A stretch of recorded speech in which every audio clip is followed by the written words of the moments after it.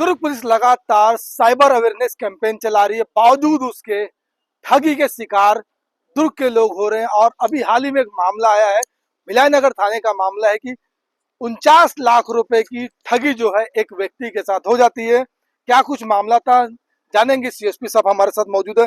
Sir, 49 lakh रुपए की ठगी हो जाती है, पुलिस लगातार कैंपेनिंग करती है, मुहिम चलाती है साइबर प्रहरी के माध्यम से, साइबर अवेयरनेस के माध्यम से, बावजूद लोग ठगी हो जा रहे हैं।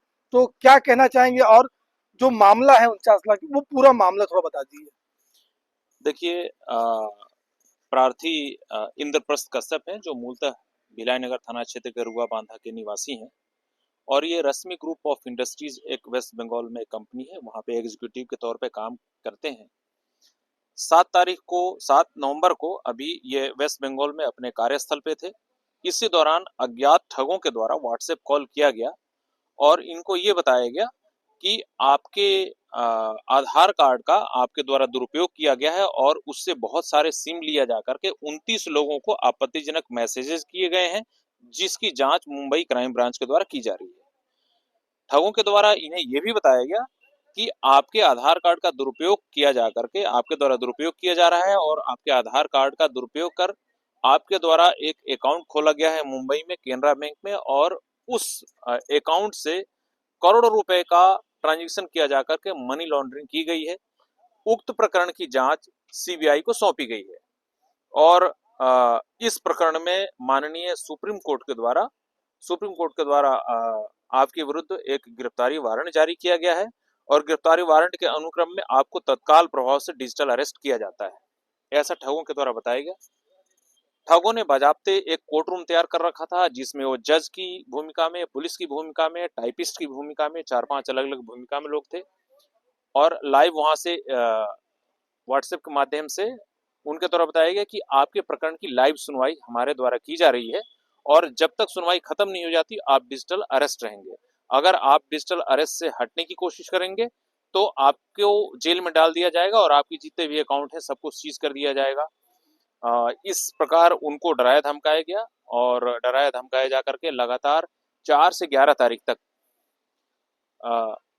ठगों के द्वारा डिजिटल अरेस्ट के नाम से उनको लगातार लाइव कांटेक्ट में रखा गया और ठगों के द्वारा इनको बताया गया कि आपको बचने का एकमात्र तरीका है, हम एक सीक्रेट सुपरविजन अकाउंट आपको प्रोवाइड करा रहे हैं।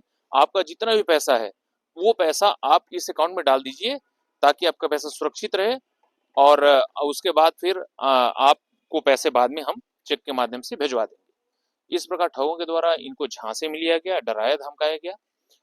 7 से 11 तारीख तक इनको डिजिटल अरेस्ट रखा गया। इस दौरान ये कलकत्ता से निकल करके ट्रेन के माध्यम से दुर्ग आए, भिलाई में आकर के ये एक होटल में रुके। ठगों के द्वारा जो भी निर्देश दिया गया उनका इनके द्वारा डर के मारे पालन किया गया।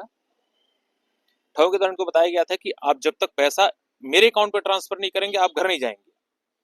तो ये घर नहीं गए, यहाँ करके होटल में रुके, यहाँ से सीधे घर गए, वहां से अकाउंट का डिटेल लिया, ये बैंक गए और बैंक से पूरे 49 लाख रुपए इकट्ठे इन्होंने ठगों को उनके बताए अनुसार अकाउंट में दे दिया। अकाउंट में पैसा ट्रांसफर करने के पश्चात जब ठग आश्वस्त होगी कि पैसा हमारे पास आ गया, तो इनको प्रार्थी को उन्होंने ठगों ने बताया कि हम आपको फ्री कर रहे हैं, अब आप फ्री हैं, अब आप जा सकते हैं। प्रार्थी इतना डर गया था कि वो इस प्रकरण की रिपोर्ट त्वरित रूप से नहीं किया और न ही जो साइबर हेल्पलाइन है उस पर इन्होंने कभी कॉल किया। 11 तारीख के बाद जब ये धीरे धीरे पता करते रहे तो इनको एहसास हुआ कि हमारे साथ ठगी हुई है। तो फाइनली 16 नवंबर को, मतलब घटना के लगभग 5-6 दिन बाद, ये भिलाई नगर थाने में इस ठगी की रिपोर्ट दर्ज करवाई है इन्होंने, जिस पर थाना भिलाई नगर में जो सुसंगत धाराएं हैं उनके तहत और IT के तहत अपराध पंजीबद्ध करके कार्रवाई की जा रही है। तो ये जो 49 लाख रुपए जो ट्रांसफर हुआ था, किस अकाउंट में हुआ था, क्या नाम से था, कुछ बता पाया पीड़ित? ये अभी विवेचना की जा रही है, उसमें सिर्फ उसको अकाउंट नंबर प्रोवाइड कराया गया था। अकाउंट की डिटेल क्या है क्या नहीं है इसके बारे में कोई पतासाजी प्रार्थी के द्वारा नहीं की गई। प्रार्थी डर गया था कि हम उठा करके जेल भेज दिया जाएगा हमें, और ये प्रार्थी को ये झांसे मिलेगा कि आपके प्रकरण की सुनवाई सीधे सुप्रीम कोर्ट में चल रही है। इससे प्रार्थी और डर गया और डर के मारे इसने पूरे 49 लाख रुपए अकाउंट में जमा कर दिया और ठगी का शिकार हो गया। तो क्या माना जाए, लगातार आप लोग कैंपेनिंग करते हो साइबर जागरूकता के लिए और तरह तरह के जो इवेंट्स है वो भी ऑर्गेनाइज करते हो, तो डिजिटल अरेस्ट का जिले में पहला ये मामला ऐसा लगता है। जी, ये पहला मामला है अभी डिजिटल अरेस्ट का जिसमें इतनी बड़ी रकम की ठगी की गई है। साइबर जन जागरूकता अभियान के तहत पुलिस के द्वारा, खासकर दुर्ग पुलिस के द्वारा लगातार विभिन्न सोशल प्लेटफॉर्म के माध्यम से, विभिन्न ग्रुप्स के व्हाट्सएप और सोशल मीडिया अकाउंट्स और ग्रुप्स के माध्यम से, इसके अतिरिक्त जहाँ जहाँ भी सार्वजनिक जगह हैं, स्कूल हैं, कॉलेज हैं, वहाँ जा कर के जो सार्वजनिक उपक्रम के जो कार्यालय हैं वहाँ भी जा कर के और पुलिस के द्वारा लगातार इस बात की समझाइश दी जा रही है और बताया जा रहा है साइबर ठग के द्वारा जो नित नए तरीके अपनाए जा रहे हैं उसके संबंध में उनको बताया जा रहा है कि इस प्रकार जैसे सेक्सटॉर्शन हो गया या डिजिटल अरेस्ट हो गया, इस प्रकार का अगर कोई भी कॉल या मैसेज आता है तो आपको उसके झांसे में नहीं आना है, बताया जा रहा है। जन जागरूकता के तहत इसको रोकने का प्रयास किया जा रहा है और सच्चाई ये भी है कि जन जागरूकता ही एकमात्र उपाय है साइबर जो क्राइम है उसको रोकने का।